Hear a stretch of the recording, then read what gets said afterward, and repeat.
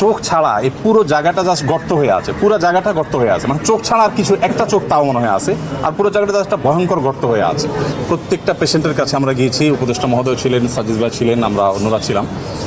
যেটা আপনারা একটু আগে শুনেছেন যে আসন্না ফাউন্ডেশন চ্যারিটেবল অর্গানাইজেশন, আমরা আমাদের নিজস্ব যে তহবিল আছে সেই তহবিল থেকে কোনো প্রকার পাবলিক ডোনেশন নেওয়া ছাড়া আমাদের নিজেদের অন্য সমস্ত প্রজেক্টগুলোকে এই মুহূর্তে স্টপ করে দিয়ে এই প্রজেক্টটা আমরা সর্বোচ্চ প্রায়োরিটি দিয়ে কাজ করছি। কারণ হসপিটালগুলোতে যে দৃশ্য, এই দৃশ্যগুলো যদি কেউ নিজের চোখে না দেখে সে আসলে কোনোভাবে অনুমান করতে পারবে না যে ভয়াবহতা কোন পর্যায়ে পৌঁছেছে। এই মাত্র আমরা বার্নিউটে একটা এসডিউতে একজন পেশেন্টকে দেখে আসলাম, তার মুখাবয়ব দেখার পর নিজেকে কন্ট্রোল করা খুবই কঠিন। তার চোখ ছাড়া এই পুরো জায়গাটা জাস্ট গর্ত হয়ে আছে, পুরো জায়গাটা গর্ত হয়ে আছে, মানে চোখ ছাড়া আর কিছু একটা চোখ তাও মনে হয় আছে, আর পুরো জায়গাটা জাস্ট একটা ভয়ঙ্কর গর্ত হয়ে আছে।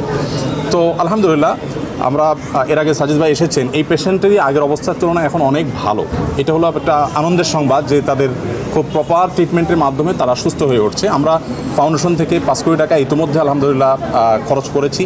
আরও 5 কোটি টাকা আমরা আমাদের অন্যান্য প্রজেক্টগুলোকে সংকুচিত করে হলেও এখানে আমরা খরচ করছি। এবং শুধু আমরা নয়, আমার মনে হয় যে সারা দেশের মানুষ তাদের সাথে আছে। আমি বিভিন্ন জায়গায় গিয়েছি, সাধারণ মানুষ তাদের জন্য বিচলিত, সবাই দোয়া করছে। আমরা আশা করব যে তারা খুব দ্রুততার সাথে সুস্থ হয়ে উঠবেন এবং ইনশাআল্লাহ তারা স্বাভাবিক জীবনে ফিরে আসবেন এবং শেষ পর্যন্ত তাদের পাশে সারা দেশের সর্বস্তরের মানুষ, বিশেষ করে আলেম সমাজ, মসজিদ, মাদ্রাসা থেকে তারা অনবরত তাদের জন্য দোয়া করে চলছে।